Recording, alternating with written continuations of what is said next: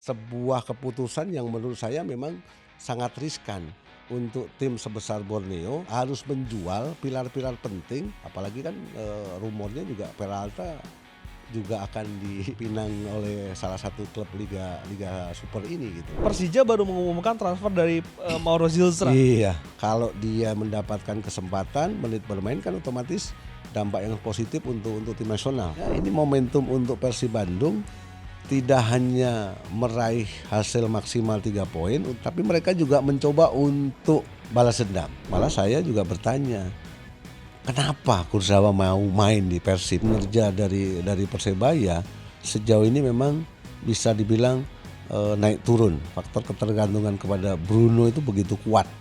Jadi seolah-olah ketika Bruno tidak bisa mencetak gol, mereka juga sulit untuk bisa memenangkan pertandingan.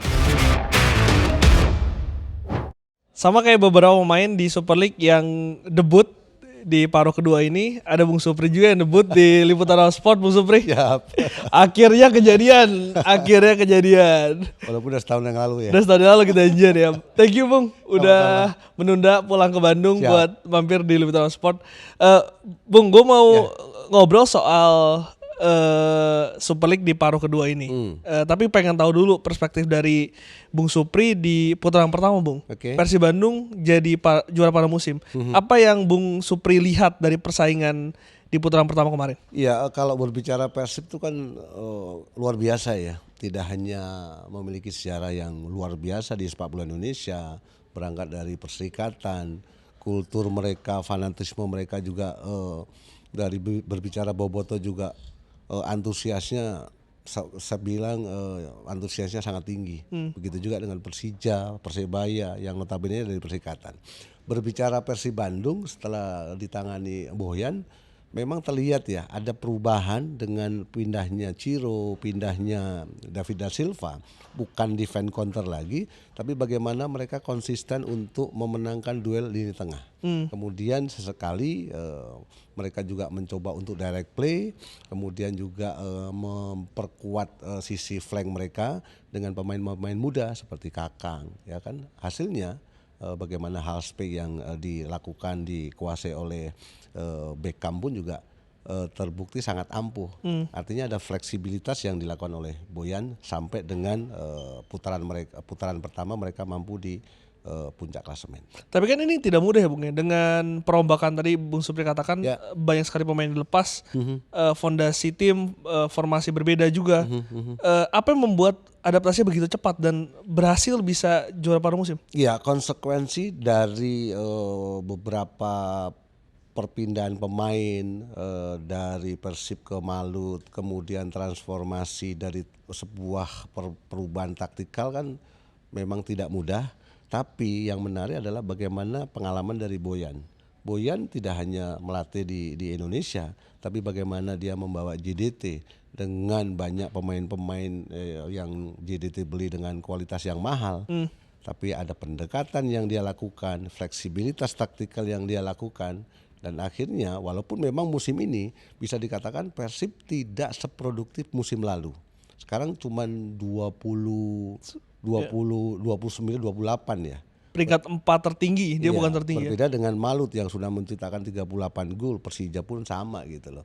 Artinya ada fleksibilitas taktikal yang terus digali, yang terus dikembangkan oleh Boyan dengan tetap memberikan kepercayaan kepada pemain-pemain muda. Borneo itu sebetulnya startnya begitu luar biasa ya. Sejarah satu-satunya tim yang menang 11 kali beruntun. Bung. Betul. Apa faktor yang membuat akhirnya anak asuh Fundis melakukan itu, dan apa yang juga membuat akhirnya Borneo setelah 11 itu seperti kehilangan bensin, Bung? Iya, amunisi mereka, skuad mereka kan bisa dibilang sebelum Fajar pindah, ya kan. Sebelum tim ini hanya selalu mengandalkan Peralta, tim ini sebenarnya kan konsisten. Kedalaman skuad mereka juga sangat baik. Sihran pemain muda, pemain dengan postur yang tidak tinggi tapi memiliki kecepatan penetrasi yang baik, dan faktor ketergantungan, faktor peran dari Peralta kan sangat masif, sangat terlihat gitu. Apalagi kolektivitas, solidnya, rapatnya lini pertahanan mereka juga sangat baik, dan mereka memiliki mental juara yang sangat baik ketika itu ya. Sebelum ada perubahan di skuad setelah Fajar tidak menemukan titik temu di Borneo.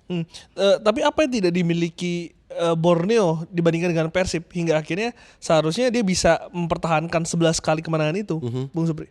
Menjaga konsistensi kan tidak mudah, gitu loh. Walaupun kembali Persib dengan dinamika baru, dengan pendekatan taktikal yang tidak selalu selalu mengandalkan wing play ketika ada Ciro, ya kan. Tapi mereka sangat dinamis. Bagaimana kolaborasi klub, bagaimana performa visi dari seorang Tom Hai yang bisa dikatakan makin hari ketika berbaju dan mendapatkan kesempatan di Persib, fighting spiritnya, kemudian level fitnessnya kan juga terlihat sekali. Artinya dia mampu menjaga half space untuk menopang kinerja lini depan dari Persib Bandung. Untuk Borneo tetap Ke Hirose, Rivaldo Pakpahan, ini kan dua holding, dua jangkar yang diharapkan selalu menjaga keseimbangan. Untuk apa? Untuk menopang Peralta, untuk melakukan cover ketika terjadi transisi. Momen-momen seperti itu kadang-kadang membuat lini tengah dari Borneo seringkali miss, apalagi Rivaldo sempat cedera ketika pasca SEA Games kalau nggak salah, dan praktis hanya mengandalkan Ke Hirose yang notabene-nya bermain untuk box to box. Artinya kalau misalkan cedera Pakpahan itu menjadi alasan, kedalaman squad yang menjadi masalah, Bung? Ada beberapa aspek yang mungkin bisa membuat kinerja konsistensi Borneo setelah 11 kali tidak pernah mengalami kekalahan. Begitu ada pilar-pilar penting terakumulasi, kemudian juga cedera, itu menjadi slot yang memang membuka celah sehingga mereka tidak mampu untuk bisa membuat tim Borneo itu selalu meraih kemenangan. Bung Supri bagaimana melihat bisa dibilang perombakan yang cukup signifikan di starting 11 Borneo FC di putaran kedua ini. Douglas di luar, Vinicius dipindah, itu sedikit mengejutkan. Fajar juga pindah, Bung. Ini kan sungguh beresiko ya untuk tim di putaran kedua. Iya, apalagi kan tadi berangkatnya Borneo sudah sangat baik. Kemudian juga pencapaian mereka juga sejauh ini juga masih konsisten. Sebuah keputusan yang menurut saya memang sangat riskan untuk tim sebesar Borneo, tapi harus menjual pilar-pilar penting, mungkin karena berbicara finansial mungkin, untuk menyeimbangkan kas mereka. Apalagi kan rumornya juga Peralta juga akan dipinang oleh salah satu klub Liga Super ini gitu loh. Walaupun udah dibantah sama Bang Nabil katanya. Owner, iya betul. Karena Peralta kan tidak hanya punya penetrasi, eksklusivitas, punya create chain ataupun akurasi umpan yang sangat baik.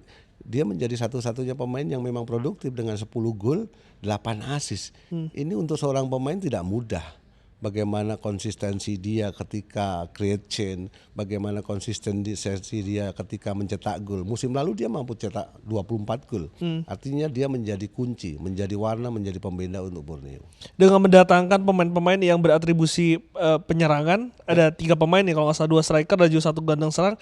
Apakah ini berarti Borneo ingin mencoba untuk mengurai beban dari Peralta yang begitu berat di putaran pertama, Bu? Potensi itu memang ada. Tapi kan perlu waktu, perlu adaptasi, ya kan. Walaupun bagaimana kita ketahui fungsi kemudian performa Peralta itu memang luar biasa. Dia tidak hanya mencoba untuk bermain di sisi sebelah kiri, tapi dia bisa sweet play, membuka ruang, kemudian tidak hanya melayani, tapi bermanuver, melakukan akselerasi untuk apa? Untuk membuat dia lebih percaya diri, untuk dia lebih meningkatkan produktivitas gol dia di lini serang dari Borneo. Ini pemain yang saya pikir sangat kreatif, sangat punya insting yang tinggi ya untuk lini depan dari Borneo. Dan Borneo akan bertandang ke Bayangkara setelah kemarin sebetulnya menang 2-1, 2 gol dicetak pemain baru di menit akhir. Bagaimana Bung Supri melihat fixture ini, Bayangkara melawan Borneo FC? Ya, ini menjadi menjadi momentum kedewasaan, kematangan untuk Borneo. apakah mereka mampu untuk bisa konsisten minimal meraih hasil seri ketika bertemu dengan Bayangkara. Bayangkara bisa dikatakan tim yang smooth, pelan tapi pasti, bermesin diesel, apalagi sekarang sudah mendapatkan amunisi baru, ada Privat Barga, ada CDB, kemudian juga pemain-pemain yang lain seperti Suboseto juga sejauh ini punya fighting spirit yang luar biasa, determinasi dia juga sangat baik. Sisi sebelah kanan ada Putu Gede, ya kan. Ini kan menjadi pilar-pilar yang penting ya. Momentum ini akan bisa selalu dimaksimalkan oleh Bayangkara karena mereka memiliki kepercayaan diri. Mereka punya punya potensi untuk membuat kejutan. Tinggal bagaimana para pemain Borneo, terutama lini tengah mereka, jangkar mereka, holding midfielder mereka, Rivaldo ataupun K, tidak hanya kuat dalam attacking, tapi juga harus kuat dalam melakukan defense. Karena sesekali juga Bayangkara memiliki counter attack yang cepat. Bayangkara, Paul Munster juga berpengalaman dan dia bagus di kandang, Bung, baru kalah sekali dong di. Betul. Rekor ini kan juga akan berdampak ke tim dari Bayangkara. Pastinya kepercayaan diri mereka pasti akan meningkat. Dan mau tidak mau mereka seperti kuda pacu, nggak akan mungkin mereka itu kehilangan poin. Sebelum kita mulai tapping ini, Persija baru mengumumkan transfer dari Mauro Zilstra. Iya. Ini striker yang baru dinaturalisasi, diharapkan bisa menopang untuk timnas muda kita. Gimana Bung Supri melihat kedatangan dari Zilstra ke Super League? Ya memang begitu banyak ya pemain-pemain yang sudah dinaturalisasi kemudian memiliki keinginan untuk bermain di Liga Super kita. Artinya harapannya kan value sepak bola kita meningkat, tinggal bagaimana waktu dia untuk beradaptasi. Karena walaupun bagaimana kan Persija sudah punya Gustavo yang dengan postur yang tinggi, kemudian juga movementnya juga sangat baik. Sebelum cedera kan dia juga memiliki insting naluri yang tinggi, ya kan. Kembali lagi Mauro pemain muda harus cepat mengenal kultur sepak bola Indonesia. Kemudian juga kalau dia mendapatkan kesempatan menit bermain kan otomatis dampak yang positif untuk tim nasional. Apalagi di agenda terdekat kan FIFA Series ya. Yes. Mudah-mudahan dengan dia mendapatkan menit bermain, Coach CH berani untuk melirik kemudian memanggil. Karena menjadi kendala kita juga pemain nomor 9 kan. Menit bermain itu kan tentu yang kita harapkan ya. Tapi gimana kalau tidak mendapatkan ya, Bung? Karena kalau kita lihat di lini depan Persija itu ngeri sedap tuh. Oh iya, ada Excel juga, ada Alano juga, ada Maxwell juga. Gimana Mauro bisa bersaing dengan striker-striker tersebut? Iya pasti dengan penambahan Mauro artinya tidak hanya untuk bisa berkolaborasi dengan Gustavo mungkin, tapi tetap ingin menambah bagaimana ketajaman lini depan. Artinya persaingan di dalam klub itu kan memang dibangun dengan banyaknya pemain yang didatangkan. Apalagi Rio sudah tergeser, Hansamu juga sudah tergeser. Artinya musim ini semua klub di Indonesia persaingan itu tidak hanya di papan klasemen, tapi di dalam tim pun juga dituntut untuk lebih siap, untuk lebih bisa menjalankan game plan ataupun style of play dari seorang pelatih, saya pikir. Kenapa semudah itu Mauro akhirnya pulang ke Indonesia? Apakah ini tidak terlalu cepat, Bung Supri? Iya, kalau kita berpikir usia dia masih muda, kemudian tiba-tiba mengambil satu keputusan bermain di Super League, saya pikir kan ada persaingan yang mungkin ya kan di klub lamanya dia tidak mendapatkan jam terbang. Artinya kualitas. Kalau aku bisa ambil contoh ya, semua orang tahu Coutinho. Coutinho ketika di Inter, kemudian pernah bermain di Liverpool. Coutinho bukan pemain yang jelek, tapi ketika berpindah ke Barcelona, dia tidak mendapatkan menit bermain. Artinya bukan kualitas, tapi Coutinho tidak sesuai dengan kebutuhan pelatih. Mungkin itu yang terjadi di Mauro. Tapi kan usia dia masih muda, gitu loh. Mungkin ketika dia itu mau bermain di Indonesia, ingin mendapatkan menit bermain, ujungnya mereka mendapatkan kesempatan dipanggil oleh coach ya, mungkin ya. Itu. Karena bukan hanya Mauro aja, Dion juga sudah pasti kembali, dan Sean Patenama juga. Sean Patenama oke lah ya, walaupun dia masih 27 ya, 27 tahun. Tapi yang agak sedih menyayangkan itu kalau Ivar Jenner beneran balik ke Super League, Bung, karena rumornya ini ya, rumornya kenceng, betul, antara Persija atau Dewa, ya kan. Ya saya pikir dua tim yang memang memiliki finansial yang kuat ya, apalagi kan Pak Gubernur Pak Pramono kan sudah menyampaikan statement ingin mendatangkan pemain-pemain top dan mahal kan gitu. Karena diharapkan di ulang tahunnya Persija bisa meraih gelar trofi. Kenapa ketawa, Bung? Bung, tapi menarik ketika tadi Bung Supri mengatakan ketika pemain-pemain ini datang kan diharapkan bisa meningkatkan kualitas liga, Bung Supri. Value-nya. Ya. Tapi secara quality, Bung Supri sudah melihat belum ada peningkatan dari kedatangan pemain-pemain diaspora ini? Yang jelas pasti Rido lah ya. Rido sangat konsisten, knowledge-nya luar biasa, sisi leadership-nya juga ada peningkatan yang sangat baik.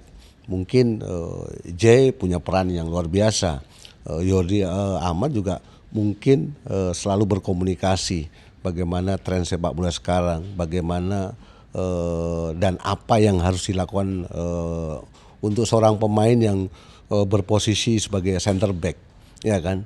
Dan yang menarik buat saya adalah Rivera ketika di Madura pernah berkolaborasi dengan Malik Rizaldi.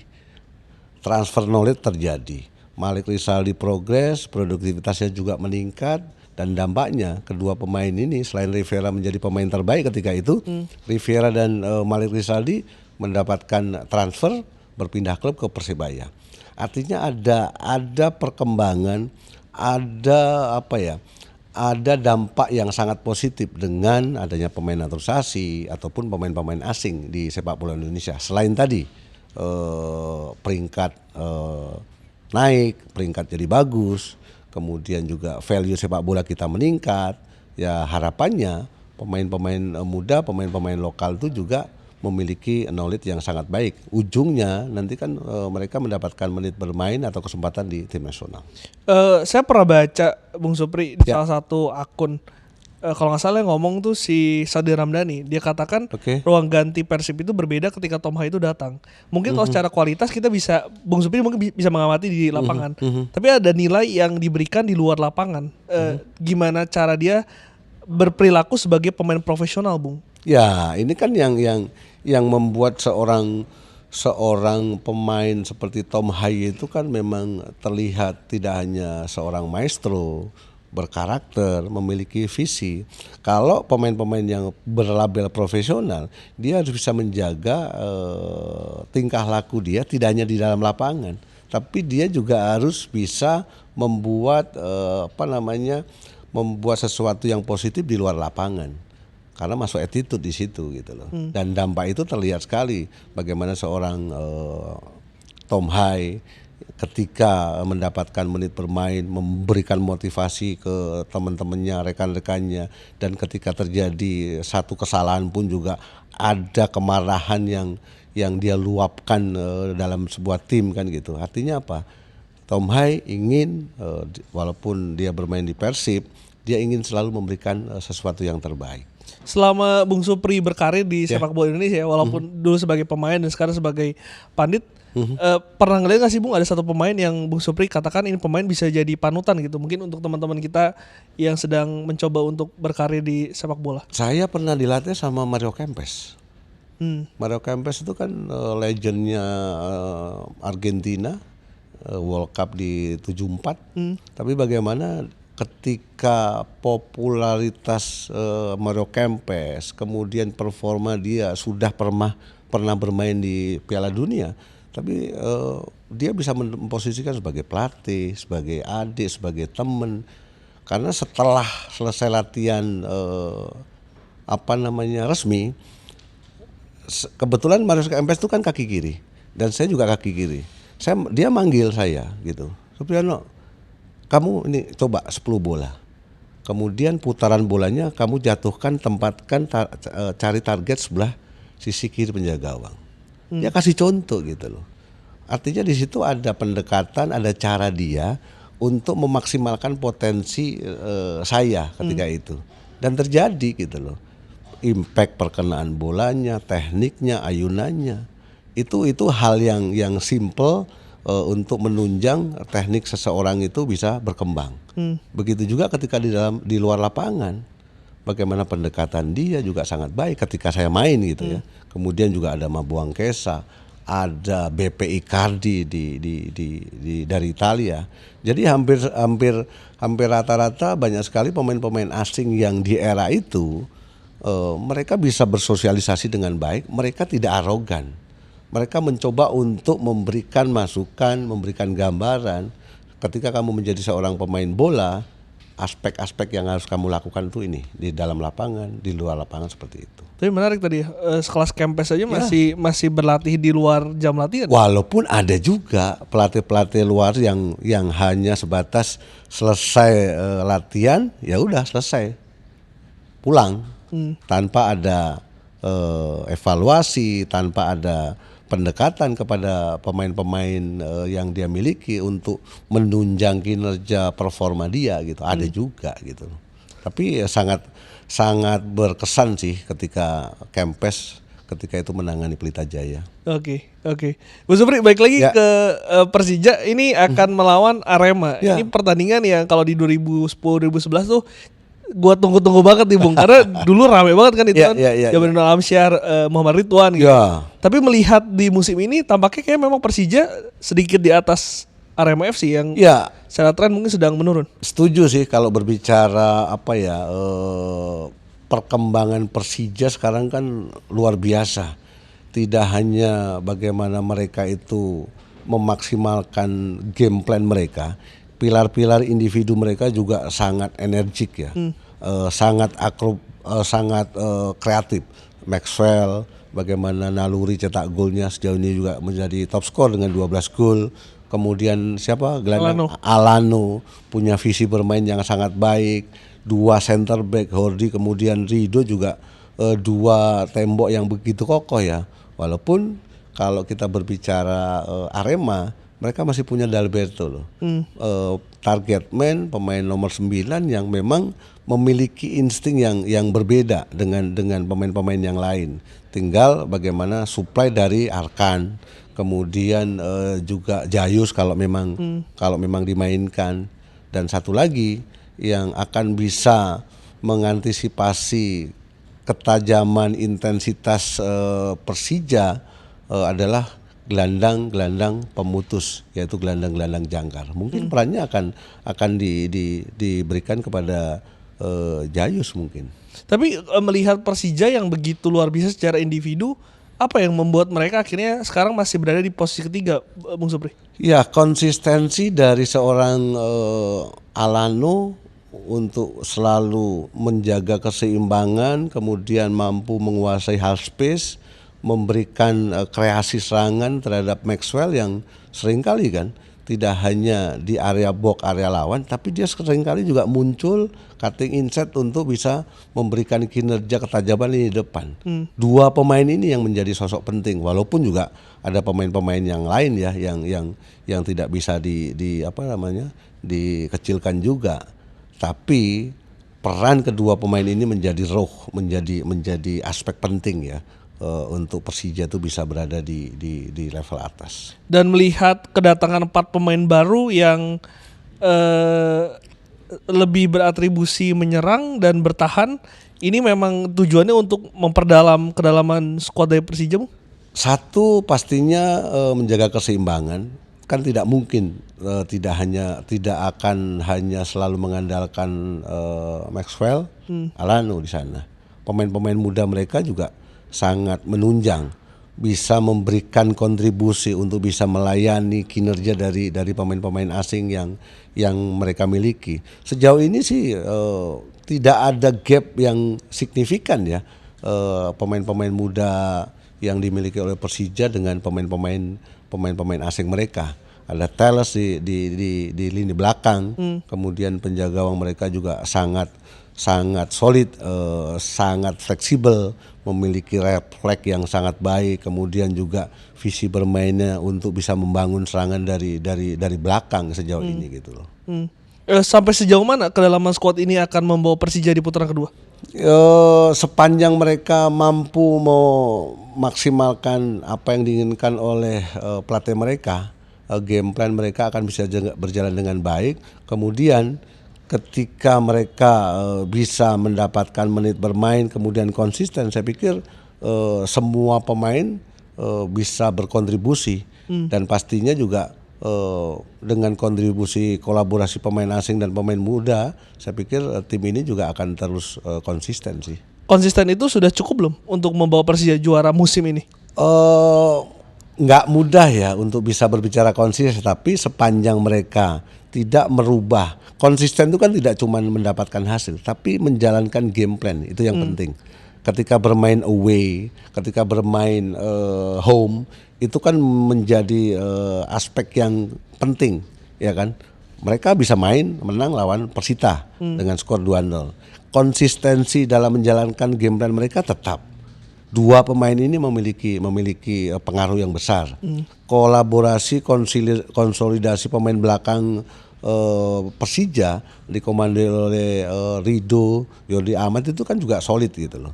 Ya kan, artinya ada keseimbangan. Mereka mampu menjalankan 3 momen dengan sangat baik. Kapan mereka harus defend, di mana dan bagaimana harus defend. Kemudian ketika attack, opsi, kemudian target attack yang harus mereka ambil itu dari sisi mana. Nah, fleksibilitas inilah yang menjadi kunci, yang menjadi keunggulan dari Persija Jakarta. Oke, karena lawannya ini akan berat. Kalau kita lihat tren Persib Bandung di musim lalu, itu kan sama kan, di awal musim mereka agak shaky. Ya. Menjelang putaran kedua di puncak akhirnya konsisten tuh. Memang kunci itu konsistensi ya. Yes. Nah, Persib Bandung ini menarik karena akan menghadapi Malut yang menjadi satu dari 3 tim yang mengalahkan Persib di putaran pertama, Bung Supri. Lawan mantan-mantan yang membawa Persib Bandung juara, dan hebatnya ketika pindah semua ke Malut masih berjalan itu skema tuh, Bung. Iya. Cara bermain Persib musim lalu. Mantan yang terindah ya sebenarnya. Ya, saya sering mengatakan bahwa Coach Hendry, ya kan, Coach Hendry memang bisa dikatakan pelatih yang sangat beruntung, memiliki pemain-pemain seperti Ciro, Tironi, kemudian Franka, David da Silva. Bagaimana kinerja perform mereka ketika berbaju Persib Bandung, mereka sudah memberikan kontribusi. Dan ketika berpindah untuk Malut, jelas sekali David da Silva, Ciro, 17 gol dari kedua pemain ini. Artinya naluri insting kecepatan Ciro kan tetap konsisten dia jalankan yang dengan baik di Malut gitu. Di putaran pertama mereka kalah 2-0, ya kan? Artinya ini momentum untuk Persib Bandung tidak hanya meraih hasil maksimal 3 poin untuk menjaga posisi klasemen, tapi mereka juga mencoba untuk balas dendam, walaupun tidak mudah. Analisa Bung Supri apa yang membuat Persib kalah di putaran pertama? Kena perangkap bagaimana kita tahu ketika tim memiliki pemain sekelas Ciro pasti akan mencoba untuk defend. Kemudian mereka mencari opsi transisi dan mencari target untuk melakukan serangan balik. Dan itu terjadi. Jadi jangan sampai Tom Hai, Beckham terlalu terlena menguasai jalannya permainan, tapi mereka tidak memikirkan untuk melakukan transisi dari menyerang ke bertahan. Klok tidak bisa dimainkan, walaupun Dedi kembali disuruh pulang, dipanggil kembali dari peminjaman ke Bayangkara. Artinya Dedi diharapkan untuk menjadi holding, menjadi pemutus di saat bertemu dengan Malut nanti. Karena saya ingat banget di putaran pertama itu Persib di awal pertandingan main tinggi banget tuh. Ya, terlalu berani. Terlalu berani. Artinya di Jumat ini akan lebih berhati-hati dan lebih tetap menunggu. Dengan style of play mereka tetap akan mengandalkan kekuatan dari lini tengah mereka, ya kan, dengan Tom Hai, dengan Beckham. tapi mereka juga harus tetap menjaga bahwa di saat mereka kehilangan bola, mereka harus cepat untuk melakukan immediate pressing. Jangan sampai retreat. Ketika sampai retreat itu akan berbahaya. Karena beberapa kali terlihat sekali ketika Kakang mencoba untuk membantu serangan, ada sisi, ada ruang yang memang bisa dieksploitasi. Nah, momen disitulah pasti Ciro, pasti David da Silva akan mencoba untuk lebih mengeksplor diri dengan mengandalkan kecepatannya. Artinya siapa yang lebih baik itu transisi negatif maupun positif yang akan menjadi kunci penentu jalannya pertandingan? Setuju. Karena dalam sepak bola itu kan kalau kita mau mempersempit kan ada 3 moment. Ada defense, ada attack, ada transisi. Dan di era sepak bola sekarang, transisi menjadi faktor kunci untuk sebuah tim bisa memenangkan pertandingan.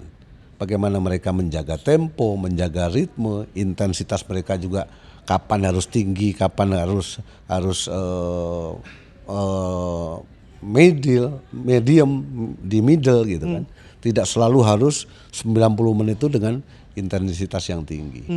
Bung Supri, kalau misalkan melihat Persib musim ini ya, dibandingkan di musim lalu kan betul-betul mengandalkan defense to counter. Dan tadi Bung Supri di awal katakan ada perubahan permainan di situ.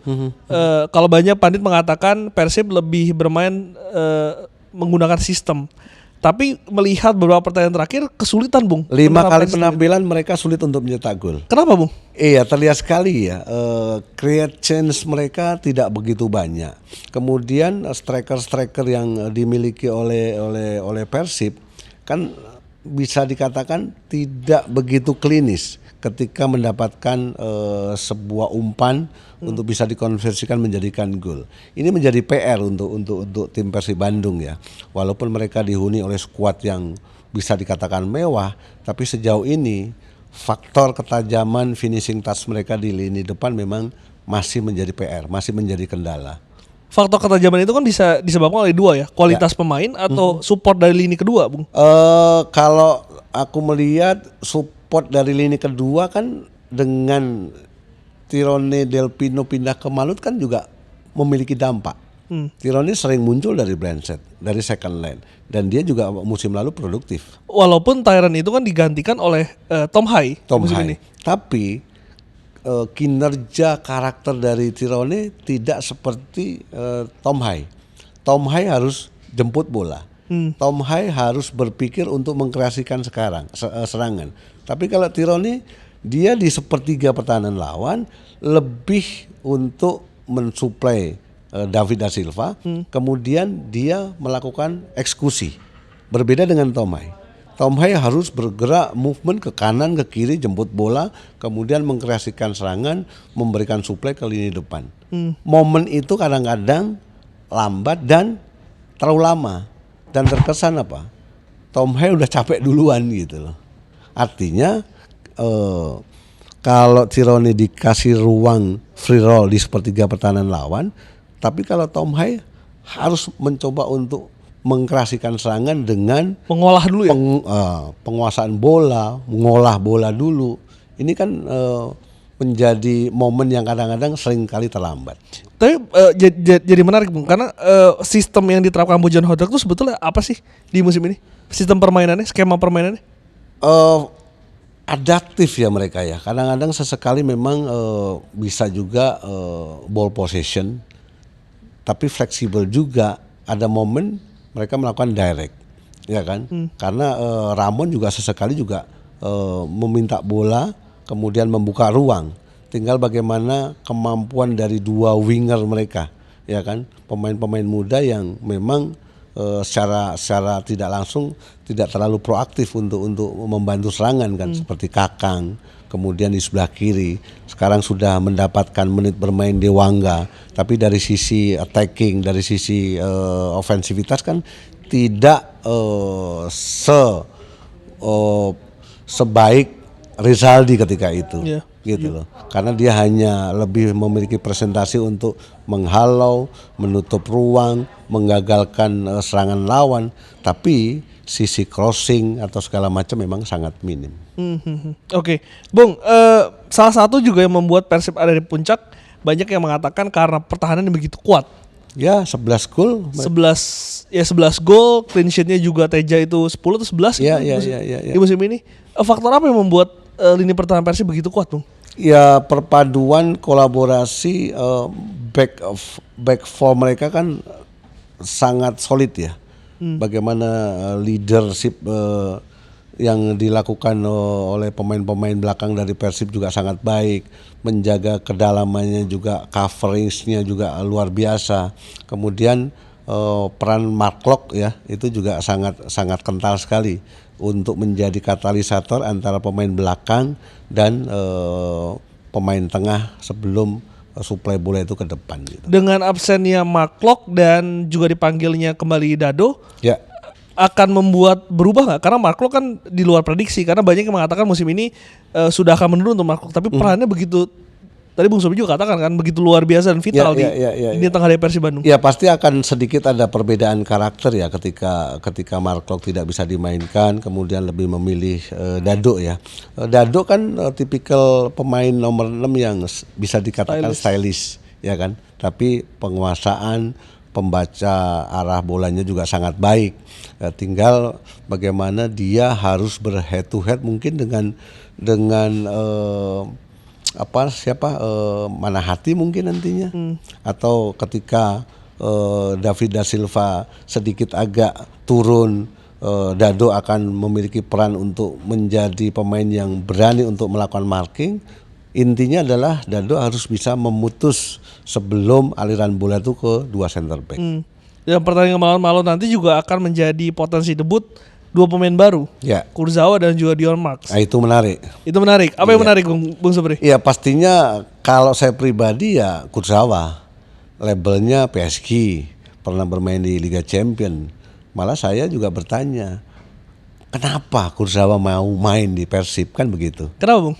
Ya artinya kan ada satu kebutuhan yang memang kinerja kualitas dari Kurzawa memang sangat dibutuhkan. Tidak hanya untuk mendongkrak, menjaga konsistensi di Super League, tapi diharapkan untuk memberikan sesuatu, membuat legacy di Liga Champions itu nanti. Artinya lebih ke Asianya ya? Ya, karena kembali lagi ketika Persib ataupun klub-klub di Indonesia itu bisa melalui fase dengan sangat smooth, kemudian mampu masuk di semifinal atau nanti sampai di partai puncak, pundi-pundi keuangan kan meningkat. Bung, tapi kalau Kurzawa itu kan oke lah, kita setuju dengan juara Liga Champion, timnas Prancis, prestasi di Prancis, tapi kan pada faktanya di beberapa musim terakhir banyak tidak main, banyak cedera juga. Apa yang diharapkan dengan Kurzawa dengan kondisi sekarang untuk Persib Bandung di Asia yang tadi Bung Supri katakan? Satu pastinya kan pengalaman dia kan gitu, untuk bisa lebih memberikan kenyamanan, lebih membuat lini pertahanan dari Persib itu juga terlihat kokoh. Selain membuat kenyamanan lini pertahanan dari Persib kokoh, pasti ada keinginan lain untuk memberikan opsi di saat penyerangan. Mungkin dari sisi flank, mungkin dari sisi wingback mungkin. Karena kan kita ketahui ya, postur dia sangat tinggi. Ketika ada crossing dari sisi sebelah kanan, mungkin dia sudah masuk di area box lawan. Artinya keseimbangan dalam hal defense ataupun attacking, mungkin itu yang diharapkan ketika Persib membeli Kurzawa. Proses adaptasi akan menjadi masalah? Itu dia, culture juga penting ya kan. Seorang Joe Hartman pun juga sebelum menangani tim nasional kan ingin belajar culture, mengenal sisi sosiologis, sosial kita tuh seperti apa. Ya sangat penting ya untuk kelas seorang seperti Kurzawa. Walaupun sekarang kita lihat ya bagaimana respon, bagaimana animo masyarakat Bandung ketika Kurzawa datang itu kan luar biasa. Sampai ibunya Kurzawa aja menangis dan mengatakan bahwa anak dia Kurzawa itu dihargai di Bandung. Itu kan menjadi poin yang sangat positif untuk Kurzawa bisa cepat beradaptasi, kemudian bisa memberikan pengalamannya, bisa memberikan kontribusi dengan visi yang dia miliki. Ya pada akhirnya kan diharapkan kontribusi di lapangannya ya, yang harus menjadi faktor yang dominan. Ini kan kita tapping itu masih ada berapa hari sebelum penutupan bursa transfer dari Super League? 10 Januari sampai 6 Februari ya. 6 Februari ya? Berarti ini kita tuh tapping tanggal 4, berarti masih ada 2 hari lagi. 2 hari lagi. Dan Kang Adit, Direktur Persib mengatakan masih ada kemungkinan mendatangkan pemain baru. Bung Supri merasa Persib masih butuh pemain tambahan? Kalau melihat performa mereka di pekan 19, kemudian pencapaian mereka sejauh ini masih berada di posisi puncak klasemen, gelandang-gelandang kreatif saya pikir masih harus dibeli ya untuk Persib Bandung ya. Berarti pengganti William? Pengganti William, karena terlihat sekali dengan kehilangan Tirone memang produktivitas agak menurun, kemudian juga di 5 laga pertandingan terakhir juga mereka selalu kesulitan untuk mencetak gol walaupun mereka menang. Ada Borginho di situ yang bisa mencetak 1 gol kan. Kemudian Beckham juga 1 gol ketika itu. Ini menjadi PR ya, menjadi PR untuk Persib Bandung, tidak hanya memperkuat lini pertahanan tapi juga harus lebih mempertajam, membuat lini depan mereka lebih klinis lagi. Sepertiga akhir menjadi PR. Yes. Udah bahas 4 klub di paling atas, ada 1 klub yang sebetulnya sangat menarik, Bung. Persebaya. Dengan kedatangan Bruno Tavares. Ini saya perhatikan di 2 minggu terakhir ini menarik banget ini tim. Iya. Apa yang Bung Supri lihat berbeda dengan kedatangan Tavares ke Surabaya? Ya pasti keinginan Persebaya membeli Bruno kan harapannya kinerja Persebaya kembali ke level atas untuk bisa bersaing. Kemudian juga tidak selalu mengandalkan kinerja atau performa dari seorang Bruno Moreira yang kita ketahui faktor ketergantungan mereka kan sangat tinggi. Begitu juga dengan Rivera, walaupun stylish tapi memiliki dampak, membuat impact yang sangat positif untuk Persebaya lini tengah. Adanya Bruno, opsi-opsi untuk attacking, permainan terbuka pasti akan dilakukan oleh Bernardo. Apa yang membuat Persebaya ini sebagai tim yang sebetulnya secara kualitas squad nggak kalah dari Persib Bandung menurut saya, sulit banget untuk bisa juara, Bung. Jangankan juara, untuk bersaing di papan atas kan begitu sulit gitu. Iya, ada yang terlihat sangat signifikan adalah performa kinerja dari pemain-pemain lokal. Kita lihat, kita tahu bagaimana kinerja, stamina, mobilitas dari Catur. Tapi dia tidak bisa memberikan kontribusi ketika sudah masuk di area sepertiga lawan. Kualitas crossing itu yang membuat kinerja dari Persebaya sejauh ini memang bisa dibilang naik turun. Faktor ketergantungan, tadi saya bilang, faktor ketergantungan kepada Bruno itu begitu kuat. Jadi seolah-olah ketika Bruno tidak bisa mencetak gol, mereka juga sulit untuk bisa memenangkan pertandingan gitu. Jadi Tony harus lebih mengupgrade lagi untuk bisa berkolaborasi dengan Rivera, walaupun Malik juga kadang-kadang konsisten, kadang-kadang juga masih harus menyesuaikan dengan style of play atau game plan dari Bernardo. Malik lebih bagus di Madura. Iya, ya? Betul. Kemudian juga keberanian dia untuk mencoba untuk menggali kinerja dia itu kan sangat baik sebenarnya. Apalagi kalau bisa dikatakan Malik kan harusnya beruntung mendapatkan gelandang-gelandang yang bisa melayani dia dengan baik. Artinya ketika dia bisa memaksimalkan potensi dari Rivera, kemudian bisa berkolaborasi dengan Bruno, knowledge, impact, value dia kan akan meningkat tadinya. Ya kan? Tidak hanya berlari, tapi bagaimana dia mampu untuk mengambil keputusan di sepertiga pertahanan lawan. Itu yang penting. Calon lawannya Dewa, Bung Supri masih akan melihat Dewa bisa merangsek ke posisi atas? Bisa, cuman kayaknya startnya terlalu lambat ya. Based on mereka kan sebenarnya kan ball possession. mencoba untuk memaksimalkan kinerja Mesidoro. Kemudian juga Theo pemain muda kinerjanya juga sangat baik. Tapi kita lihat Ricky Kambuaya, Egy sepertinya belum bisa menopang bagaimana sosok dari seorang Mesidoro. Dan Mesidoro bisa perannya hampir sama dengan Peralta ya. Selalu dominan, selalu selalu menonjol. Harus ada pemain-pemain lain yang bisa memberikan opsi ketika Mesidoro bermain tidak dalam performa terbaik. Tapi apa yang salah ya Bung? Karena kalau misalnya kita bandingkan dengan musim lalu, sebetulnya kan secara komposisi squad nggak berubah, pelatih juga nggak berubah. Lawan kan pastinya sudah mencoba untuk belajar menganalisa, mencoba untuk memprediksi, melihat kekuatan dari Dewa itu siapa pemainnya, ya kan? Alex bisa dikatakan ada kemunduran dalam produktivitas, tidak seperti musim lalu. Artinya kan harus ada pemain baru atau opsi cara menyerang yang baru untuk bisa tidak selalu mengandalkan Mesidoro. Artinya memang sudah terbaca ya? Iya. Baca. Oke, Bung Supri, ini penutup di luar Super League pengen nanya soal John Hartman. Yang akhirnya kemarin ada analis dari Persija yang direkrut. Tanggapan ya Bung Supri? Ya, untuk memulai sebuah kerja atau proyek panjang, seorang video analis itu kan sangat penting ya. Apalagi John Hartman juga ingin mengetahui banyak pemain-pemain lokal kita.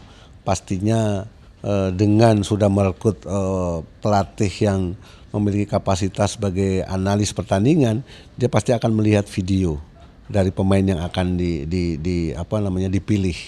Apalagi event terdekat ada FIFA Series, ada AFF nantinya. Dengan dengan banyaknya pemain lokal yang masuk radar, masuk database dari John Hartman kan akan banyak memberikan kesempatan peluang kepada pemain-pemain kita. Nah, kuncinya, faktor pentingnya itu adalah melihat statistik dengan sudah menunjuk pelatih analis tadi. Sebagai mantan pemain, mantan pelatih juga, Bung Supri melihat apa yang harus dilakukan oleh Hartman ketika sekarang kan sudah berkeliling ke klub-klub dan nanti akan ke Eropa, Bung. Supaya ini tidak hanya sebagai gimmick-gimmick aja, apa yang sebetulnya harus dilihat dan dilakukan Hartman? Pernah saya baca CV dia, dia pernah menjadi direktur teknik di usia 14 tahun, satu itu. Ketika seorang pelatih itu pernah berada di level grassroots, youth development, dia pasti akan memahami bagaimana mengenali karakter pemain.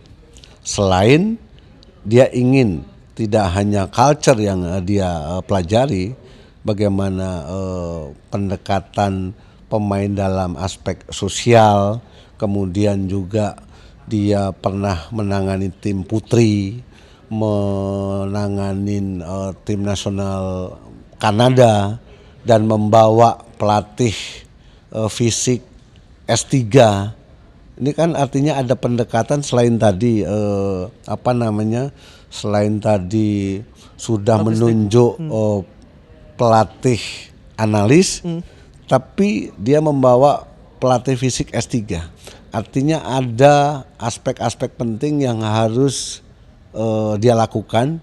Satu, berapa banyak, berapa kalori, berapa energi yang sangat dibutuhkan untuk setiap pemain ketika dia pilih untuk bisa menjalankan intensitas game plan yang dia inginkan nantinya.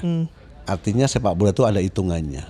Ini yang menarik, ini yang akan menjadi point of view dari seorang John Hartman, bahwa bagaimana dia ingin mengembangkan sepak bola Indonesia tidak hanya di level senior, tapi dia akan membuat kekuatan yang berlapis di U23, U20, walaupun terdekat aku nggak tahu apakah 17 itu juga harus bersinergi dengan timnas senior. Rasanya kalau timnas senior tampaknya tidak akan banyak berubah, kalaupun ada penambahan kayaknya juga akan banyak. Iya, tapi dengan membawa pelatih fisik S3 ini sangat menarik loh. Pendekatan dia kan berbeda ya? Sport science. Kemudian dari sport science yang dia kembangkan itu kan dia juga seorang motivator ulung ya. Artinya sepak bola kan tidak hanya nutrisi tadi, kemudian kalori, bagaimana otot yang akan dibangun, tapi bagaimana motivasi itu bisa dia tumbuhkan untuk bisa memberikan rasa nasionalis, kebanggaan kepada pemain yang membela negara. Kalau motivasi dari Bung Supri untuk calon pemain timnas kita, apa yang akan Bung Supri katakan? Ya pastinya ini momentum yang sangat baik untuk sepak bola Indonesia ketika dan siapapun pemain yang terpilih, berikanlah sesuatu yang terbaik untuk negaramu. Karena dari sepak bola lah pasti negara kita akan dilihat oleh negara-negara lain. Dan sepak bola pemersatu bangsa. Sepak bola pemersatu bangsa. Siap. Bung Supri, thank you. Sama-sama. Udah ngobrol-ngobrol, kita lihat. Oh ya, gue belum nanya. Ini pertanyaan pamungkas nih. Prediksi Super League putaran kedua, siapa yang akan juara?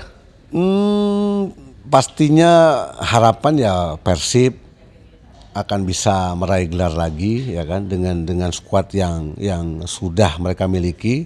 Tapi jangan lupakan juga Persija Malut juga pastinya akan mengejutkan. Oh ini sama kayak MU kayak nih. Persija Malut. Dari tiga ini apa faktor yang bisa menentukan juara musim ini? Ya pastinya story mereka ya. Story mereka kalau kita lihat kan Persib punya sejarah, punya story yang luar biasa. Kemudian juga mereka sudah bertransformasi dari perserikatan menjadi sebuah klub yang sangat baik dari sisi finansial. Kemudian juga supporter mereka fanatisnya luar biasa, memiliki bobotoh di seluruh Indonesia. Begitu juga dengan Persija, kultur mereka juga kuat. Kemudian juga The Jack mereka juga sangat membantu bagaimana konsistensi dari Persija. Tapi yang menarik Malut, tim baru tapi sudah bisa berbicara, sudah bisa menyandingkan diri mereka untuk bisa berada di level atas. Ini menarik gitu loh. Walaupun ini Malut rasa mantan terintan untuk Boboto ya Bung Supri. Thank you Bung Supri. Sama-sama. Thank you ya Bung. Siap. Thank you, Bung.